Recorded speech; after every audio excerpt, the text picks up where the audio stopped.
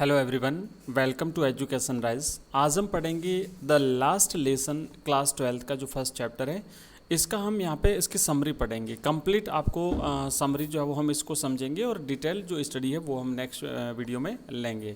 आइए फटाफट से शुरू करते हैं, क्योंकि शाम को जब हम लाइव क्लास लेते हैं तो उसमें जो कई सारे स्टूडेंट्स को जवाब नहीं दे पाते हैं, कहते हैं कि सर हमारा टॉपिक पढ़ा हुआ नहीं है, फिर समझ में नहीं आया। तो आइए फटाफट से हम सबसे पहले समरी पढ़ लेते हैं। चैप्टर का नाम है द लास्ट लेसन और ये इंग्लिश कंपलसरी क्लास 12 के लिए फर्स्ट चैप्टर है। इसके लेखक हैं अल्फोंसे डोजेट। Writer of this lesson is Alphonse डोजेट। याद रखिएगा, यहीं से छोटे छोटे प्रश्न बनना शुरू होते हैं कि इसका राइटर कौन है।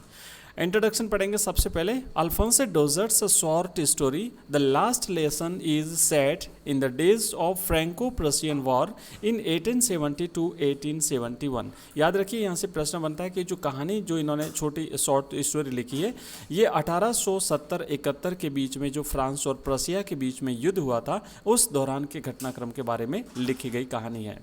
जर्मनी, जो कि प्रशिया के नाम से जाना जाता था, Germany occupied 2 French districts of Alsace and Lorraine. तो इसमें इस कहानी में ये वर्णन है कि जर्मनी ने, जो कि प्रशिया के नाम से जाना जाता था, उसने फ्रांस के 2 जिले, एक अल्सेस और दूसरा लॉरेन, उसको अपने अधिकार में ले लिया। ठीक है, by an order from Berlin. और उसके बाद बर्लिन, जो कि जर्मनी की राजधानी बर्लिन, यहाँ से एक आदेश जारी हुआ है ना। By an order from Berlin German language was imposed on the French speaking people of Alsace and Lorraine. फ्रांसीसी भाषा बोलने वाले फ्रांस के अल्सेस और लॉरेन जिलों के लोगों पर जर्मन भाषा थोप दी गई। The story highlights the dismay and distress of M Hamel, his students and the villagers caused by that order from Berlin। Berlin से जो आदेश जारी हुआ था, इस आदेश की वजह से वो जो गांव वाले थे उन लोगों पर, और जो स्टूडेंट्स थे एम हैमेल के, और साथ ही साथ एम हैमेल जो कि टीचर थे, इन सब के ऊपर जो दबाव और जो इनकी स्थिति को यहाँ पर वर्णन किया गया है, उनकी स्थिति का समरी हम पढ़ेंगे। सबसे पहला यहाँ पर हम सीन वाइज पढ़ेंगे ना, scene first, scene second, scene third, ऐसे। तो पहला हमारा सीन है friends late for school that day. तो फ्रेंड्स जब स्कूल के लिए रवाना होता है तो उस दिन वो लेट होता है, यहीं से हमारी शुरुआत होगी। फ्रेंड्स, जो मेन कैरेक्टर है वो है फ्रेंड्स इस लेसन का। Okay, friends is the narrator of this story the last lesson. ये चैप्टर है, इसका जो नरेटर है, वर्णन करता है, वो है friends. It was the last lesson in French language given by M Hamel. M Hamel के द्वारा ये जो दिया गया फ्रांसीसी भाषा का है ना, फ्रेंच लैंग्वेज का लास्ट लेसन था। याद रखिएगा कि जो लास्ट लेसन जो टाइटल है इसका, ये क्या शो करता है, तो आपको बताना है कि ये लास्ट लेसन था जो कि एम हैमेल के द्वारा उस दिन दिया गया था, और ये फ्रेंच लैंग्वेज का लास्ट लेसन था। फ्रेंच लैंग्वेज में, क्योंकि नेक्स्ट डे से उन्हें जर्मन भाषा पढ़नी थी, ऐसा आदेश बर्लिन से आया था, और ये आदेश जो है वो बुलेटिन बोर्ड से उन्हें इन सबको मिला था। तो इसलिए लास्ट लेसन फ्रांसीसी भाषा में था, और लास्ट लेसन किसके द्वारा दिया गया? एम हैमेल के द्वारा। The narrator, it means French, started for school very let that morning. तो उस दिन फ्रेंच ने स्कूल के लिए काफ़ी लेट रवाना हुआ था। And he feared his class teacher M Hamel. वो अपने क्लास टीचर एम हैमेल से डरा हुआ था। ओके, प्रश्न यहाँ से बनेगा कि हु वॉज एम हैमेल, तो आपको लिखना है M Hamel was his class teacher और he was a subject teacher, French language teacher. Next, he would question the students on participles. अब प्रॉब्लम क्या थी कि उसने कहा था एम हैमेल ने बच्चों से कि आपको जो है वो कल पार्टिसिपल्स पर प्रश्न पूछे जाएंगे, और एम हैमेल जो ये प्रश्न पूछने वाले थे इस पर फ्रेंच बिल्कुल भी तैयार नहीं था, उसने ये टॉपिक बिल्कुल भी नहीं पढ़ा था। The narrator didn't know even the first word about them. Narrator यानी फ्रेंच, अब यहाँ पर फ्रेंच को एक सिंगल वर्ड भी याद नहीं था, कहने का मतलब उसे कुछ भी याद नहीं था। ही thought of running away and spending the day out of doors. इसीलिए उसने क्या सोचा कि मैं आज स्कूल नहीं जाऊंगा, मैं अब दिन जो है वो पूरा बाहर बिता दूं। और अब बाहर बिताना था दिन, उसके लिए क्या क्या चीज़ें थी उसे आकर्षित करती थी, वो था the birds were chirping at the edge of the woods.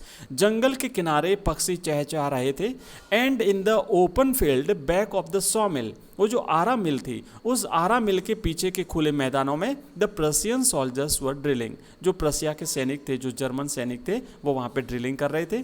And it was all much more tempting than the rule for participles. ये जो पार्टिसिपल्स के रूल्स थे, इन पार्टिसिपल्स के रूल की बजाय ये सारी चीज़ें उसे आकर्षित कर रही थी। ये खुले मैदानों में प्रशियन सोल्जर्स की ड्रिलिंग, बर्ड्स की चिरपिंग, और ये सारी चीज़ें उसे आकर्षित कर रही थी कि मैं आज का दिन बाहर बिता दूँ, स्कूल नहीं जाऊँ। The weather was very warm and bright. और दूसरी बात ये थी कि मौसम काफ़ी साफ सुथरा था, एकदम चमकता हुआ सूर्य दिखाई दे रहा था आसमान में। On second thought he decided to go to school. लेकिन फिर उसने सोचा कि नहीं, मैं स्कूल जाऊंगा, और वो स्कूल की तरफ जाता है। ही हरीड अप टू स्कूल, वो जल्दी जल्दी स्कूल की तरफ रवाना होता है। तो ये हमने देखा फर्स्ट सीन, और अब हम सेकंड सीन हम यहाँ से शुरू करते हैं। ही सा crowd in front of the bulletin board. अब जब वो टाउन हॉल के बाहर से गुजरता है, टाउन हॉल के सामने से गुजरता है, तो टाउन हॉल के सामने जो बुलेटिन बोर्ड था, उस बुलेटिन बोर्ड के सामने वो एक भीड़ देखता है। यहाँ से प्रश्न बनेगा कि बुलेटिन बोर्ड के सामने क्या था, तो वहाँ पर जो है वो एक भीड़ थी, क्राउड थी। ओके, आगे। As friends walked past the town hall, जैसे ही फ्रेंड्स टाउन हॉल के पास से गुजरा, ही सा a big crowd in front of the bulletin board, तो उसने उस बुलेटिन बोर्ड के सामने एक बड़ी भीड़ देखी। For the last 2 years all the bad news had come from there, such as the lost battles, the draft, the orders of the commanding officers। तो पिछले 2 वर्षों से जितनी भी बुरी खबरें थी उनके लिए, जितनी भी जो बैड न्यूज़ थी इन लोगों के लिए, अल्सेस और लॉरेन लोगों के लिए, तो वो सारे के सारे इसी बुलेटिन बोर्ड से प्राप्त होती थी। और वो बुरी खबरें क्या थी? द लॉस्ट बैटल्स, यानी युद्धों में हार जाना, the draft, the orders of the commanding officers. तो ये सारी जो बैड न्यूज़ थी, ये इनको वहीं से प्राप्त होते थे।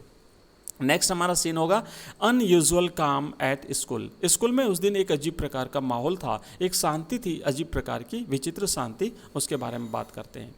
The black Smith walked who was there with his apprentice reading the bulletin called after friends, don't go so fast Bob, you will get to your school in plenty of time। तो जो black Smith था, एक जो लोहार था, जो कि वॉक्टर जिसका नाम था, वो अपने अप्रेंटिस के साथ वहाँ पर खड़ा था, है ना। अप्रेंटिस का मतलब होता है प्रशिक्षु, यानी अपने एक सहयोगी के साथ में वहाँ पर उस बुलेटिन बोर्ड पर जो न्यूज़ छपा हुई थी, उस न्यूज़ को पढ़ रहा था। तो उसने, उस ब्लैक स्मिथ ने, जो वॉक्टर नाम था उसका, वॉक्टर ने फ्रेंड्स से कहा, don't go so fast Bob, you will get to your school in plenty of time. इतना जल्दी मत जाइए, स्कूल पहुंचने के लिए तुम्हारे पास पर्याप्त समय है। Usually when school began there was a lot of hustle and bustle. अब सामान्यतः क्या होता था, जब वो स्कूल पहुंचा, है ना, तो सामान्यतः ये होता था कि जब स्कूल शुरू होता था तो वहाँ पर बहुत ज़्यादा शोरगुल हुआ करता था। हसल एंड बसल का मतलब होता है चहल पहल, काफ़ी चहल पहल हुआ करती थी स्कूल में, शोरगुल हुआ करता था। The opening and closing of desks and lessons orally repeated loudly in unison created a lot of commotion. तो यहाँ पर जब स्कूल शुरू होता था तो वहाँ पर जो डेस्क थे, है ना, डेस्क की ओपनिंग और क्लोजिंग की आवाज़ आती थी। लेसन्स ओरली रिपीटेड, जोर जोर से बच्चे बोल करके अपने जो लेसन्स थे उनको याद करते थे, एक संबित स्वर में, एक स्वर में। And created a lot of commotion, बहुत ज़्यादा जो वो शोरगुल इससे क्रिएट होता था। But now it was all so still. लेकिन आज बिल्कुल भी ऐसा कुछ भी नहीं था, बिल्कुल शांति छाई हुई थी स्कूल में। That day everything had to be as quiet as Sunday morning. और आज सब कुछ वैसा ही शांत था जैसा कि संडे की मॉर्निंग को होता है। संडे की मॉर्निंग को इसलिए क्योंकि संडे को स्कूल बंद होता है, तो स्कूल में किसी भी प्रकार की चहल पहल, किसी भी प्रकार की आवाज़ नहीं होती है। तो आज भी बिल्कुल वैसा ही माहौल था जैसा कि संडे की मॉर्निंग को हुआ करता है। He could depend on the commotion to get to his desk without being noticed। अब वो क्या था, उसे भरोसा था कि स्कूल में जो ये कॉमोशन होगा, जो हलचल होगी, उस हलचल में मैं बिना किसी का ध्यान अपनी ओर आकर्षित किए चुपचाप जाकर के अपनी डेस्क पर बैठ जाऊंगा, कोई मेरी तरफ ध्यान नहीं दे पाएगा। But now he went in before everybody. लेकिन आज अब उसको सभी के सामने क्लास में जाना पड़ा, क्योंकि सब लोग उपस्थित थे, पहले से ही वहाँ पर उपस्थित थे सारे लोग। तो अब इसको जो है वो सबके सामने जो है वो क्लासरूम में बैठना पड़ा। He blushed and was quite frightened. वो काफ़ी शर्मिंदा हुआ और काफ़ी भयभीत था, डरा हुआ था कि मैं लेट हूँ, मेरे को डांटेंगे। दूसरी बात ये थी कि उसने जो पार्टिसिपल्स पर जो लेसन तैयार करना था वो भी उसका तैयार नहीं था। तो इस तरीके से वो डरा हुआ था, और चूंकि लेट था इसलिए ही वॉज ब्लस्ड, और शर्मिंदा हो गया। बट नथिंग हैपन, लेकिन ऐसा कुछ भी नहीं हुआ, जैसा उसने सोचा था वैसा हुआ कुछ भी नहीं। No punishment was given to him, उसे कोई भी आज पनिशमेंट नहीं दिया गया एम हैमेल के द्वारा। M Hamel saw and asked him very kindly to take his seat, M Hamel ने उस दिन उसे देखा और उसके बाद में बिल्कुल दयालुतापूर्वक उसे अपनी सीट पर जाकर के बैठने के लिए कह दिया। The last lesson by M Hamel. अब नेक्स्ट जो हमारा सीन है वो ये है कि एम हैमेल के द्वारा दिया गया वो अंतिम पाठ। M Hamel was in formal clothes. अब आज एम हैमेल जो है ना फॉर्मल ड्रेस पहने हुए थे, औपचारिक ड्रेस पहने हुए थे। अब ब्यूटीफुल ग्रीन कोट, अब देखिए जो क्लॉथ थे पहने हुए थे वो कौन कौन से थे, एक तो बहुत ही सुंदर हरे कलर का कोट पहने हुए थे, ही इज फ्रिल्ड शर्ट, उनका वो झालरदार shirt, and the little black silk cap, और एक छोटी सी सिल्क की काले कलर की कैप पहने हुए थे। ऑल एम्ब्रॉयडर्ड, सभी नक्काशीदार, that he wore only on inspection and prize days. ये जो ड्रेस थी, जो फॉर्मल ड्रेस आज जो पहने हुए थे एम हैमेल, ये ड्रेस या तो फिर वो इंस्पेक्शन के दिन पहना करते थे या फिर जो प्राइज डिस्ट्रीब्यूशन डेज होते थे, है ना, उस दिन ये पहना करते थे। तो ये ड्रेस आज पहने हुए थे। The whole school seemed quite strange and silent, पूरा का पूरा स्कूल आज बिल्कुल अजीब शांति से भरा हुआ उसे लगा था। The most surprising thing was the presence of the village elders, और अब सबसे ज़्यादा आश्चर्यचकित कर देने वाली जो चीज़ थी वहाँ पर, वो थी वहाँ पर गांव के लोगों की उपस्थिति। गांव के जो लोग थे वो स्कूल में आज उपस्थित थे। ये देख करके काफ़ी सरप्राइज हुआ M friends. They were sitting quietly on the back benches. ये जो विलेजेस थे, ये जो पीछे जो सीटें थी, पिछली जो बेंचेस थी, उन बेंचों पर जो है वो चुपचाप बैठे हुए थे। M Hamel mounted his chair and spoke in a grave and gentle tone. अब एम हैमेल अपनी कुर्सी से खड़े हुए और उन्होंने काफ़ी गंभीर और विनम्र आवाज़ में कहा, my children, this is the last lesson I shell give you. आज जो मैं तुम्हें पढ़ाने जा रहा हूँ ये मेरा अंतिम अध्याय होगा। He told them that an order had come from Berlin.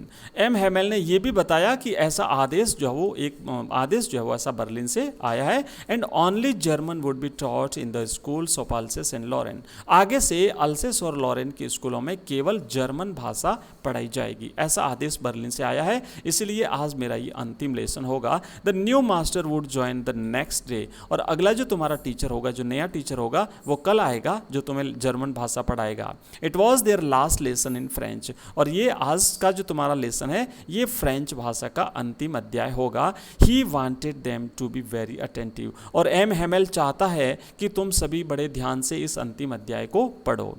Next हमारा जो चैप्टर शुरू होता है वो है सडन लव फॉर फ्रेंच। अब अचानक से जैसे ये बात कही कि आज फ्रेंच भाषा का तुम्हारा अंतिम अध्याय है, उसके बाद में तुम्हें जर्मन भाषा पढ़नी है, तो इन सब लोगों को अपनी मातृभाषा से अचानक उनके मन में प्रेम जागृत हो जाता है, उसकी हम यहाँ पर बात करेंगे। Sudden love for French.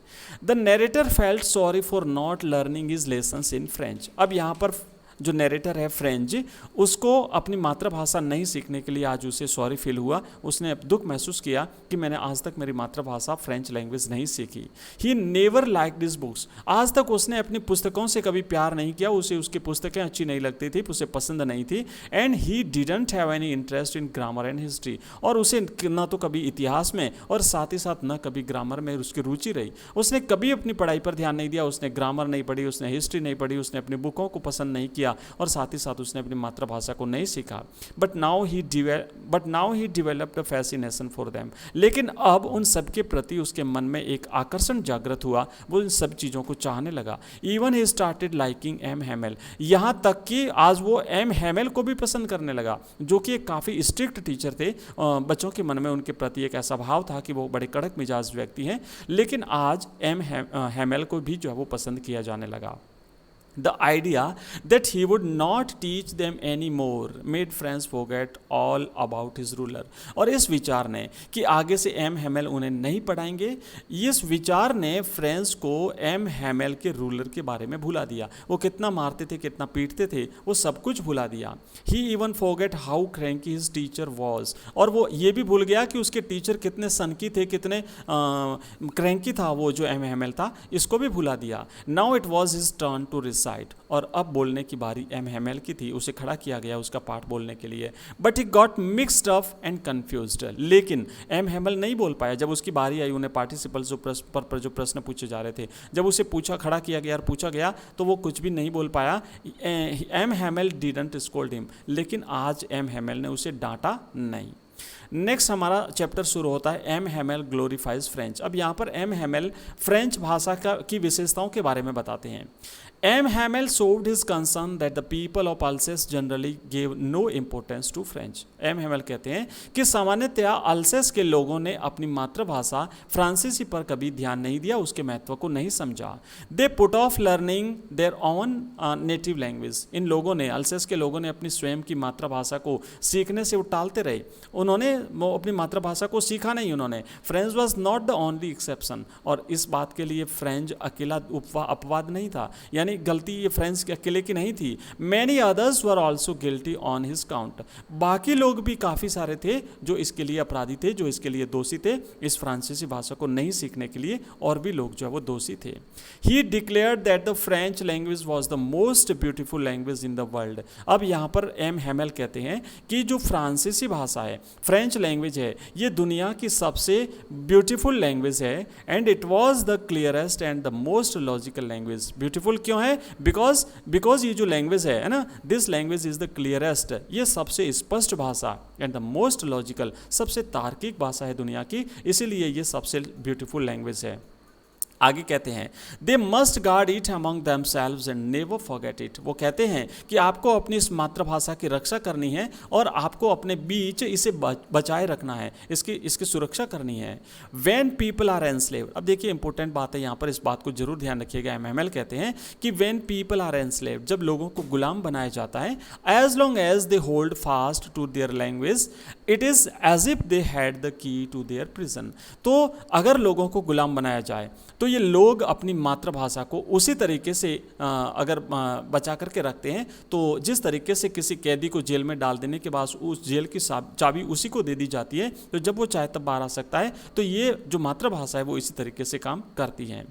Then he open the grammar and read us our lesson. उसके बाद एम हैमेल ने ग्रामर निकाली और उसके बाद उन्होंने हमें ग्रामर में लेसन दिया।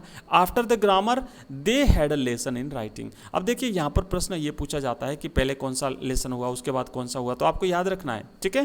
ग्रामर हुई, ग्रामर के बाद में राइटिंग में लेसन हुआ। And it appeared that M Hamel wanted to give them all he knew before going away. आज ये ऐसा लग रहा था कि एम हैमेल जितना जो कुछ जानते थे, है ना, जो कुछ भी जानते थे वो सब कुछ हमें दे देना चाहते थे, वो जाने से पहले हमें सब कुछ पढ़ा देना चाहते थे, ऐसा लग रहा था। Sorry. On the roof the pigeons cooed very low and I thought to myself. अब छत पर कबूतर बोल रहे थे और कबूतर जब बोले तो मैंने अपने आप से सोचा, फ्रेंड्स कहता है, मैंने सोचा will they make them sing in German even the pigeons.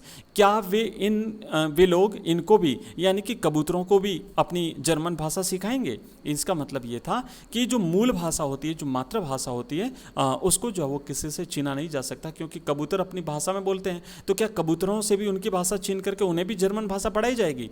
ठीक है। आफ्टर द राइटिंग, और उसके बाद देखिए पहले ग्रामर में लेसन हुआ, ग्रामर के बाद राइटिंग में हुआ, ग्रामर का हुआ, उसके बाद हिस्ट्री हुआ, उसके बाद राइटिंग हुआ, और अब यहाँ पर देखिए राइटिंग के बाद में we had a lesson in history and then the babies chanted their ba baby बो बू। तो उसके बाद इनको हिस्ट्री में लेसन दिया गया, और हिस्ट्री में लेसन देने के बाद जो छोटे बच्चे थे, उन छोटे बच्चों को उनकी जो बाराखड़ी होती है वो उन्हें सिखाई गई, है ना। यह याद रखिएगा, कई बार ये पूछ लिया जाएगा, तो आप याद रखिएगा बा बेबी बो बू। Okay. And the last part of this chapter, वीव ला French, long live French, France जिंदाबाद। All at once the church clock struck 12। इसके बाद चर्च की घड़ी में 12 बजे का समय प्रदर्शित हुआ। The trumpets of the Prussian soldiers sounded under their Windows. वो जो स्कूल चल रहा था, उस स्कूल में जो विंडोज थे, विंडो के नीचे जो है उन्हें प्रशियन सोल्जर्स के जो ट्रम्पेट्स थे, ड्रम्स थे, वो बजते हुए सुनाई दिए। M Hamel stood up very pale in his chair. M Hamel काफ़ी उदास अपनी कुर्सी से खड़े हुए। He tried to speak but something choked him. वो बोलने का प्रयास कर रहे थे, कुछ बोलना चाहते थे, लेकिन किसी चीज़ ने उनके गले को अवरुद्ध कर दिया, बोल नहीं पाए। ही कुडंट स्पीक, वो नहीं बोल पाए। Then he turn to the blackboard, उसके बाद वो ब्लैक बोर्ड की तरफ मुड़े। And he took a piece of chalk and wrote as large as he could, उसके बाद वो ब्लैक बोर्ड की तरफ मुड़े और उसके बाद ब्लैक बोर्ड के ऊपर वो जितना बड़ा लिख सकते थे उतना बड़ा उन्होंने लिखा, वी ला फ्रांस, फ्रांस जिंदाबाद, है ना, लॉन्ग लिव फ्रांस, फ्रांस से जिंदाबाद, ये उन्होंने ब्लैक बोर्ड पे लिख दिया। Then without a word he made a gesture to them with his hand, उसके बाद बिना कुछ भी बोले उन्होंने केवल अपने हाथ से इशारा किया कि अब आप जा सकते हैं, school is dismissed, you may go, आज का हमारा स्कूल पूरा हुआ, अब आप जा सकते हैं। तो दोस्तों ये था हमने पढ़ा अंतिम जो फर्स्ट लेसन है हमारा, द लास्ट लेसन, इसकी समरी हमने पढ़ी है और नेक्स्ट वीडियो में हम इसका लाइन टू लाइन एक्सप्लेनेशन भी पढ़ेंगे। और इसके साथ में हमारी लाइव क्लास होती है शाम को 8:30 बजे, उसे ज्वाइन करना बिल्कुल भी न भूलें। अगर वीडियो पसंद आए तो चैनल को सब्सक्राइब करें, अपने दोस्तों के साथ इस वीडियो को शेयर करें। Thank you very much.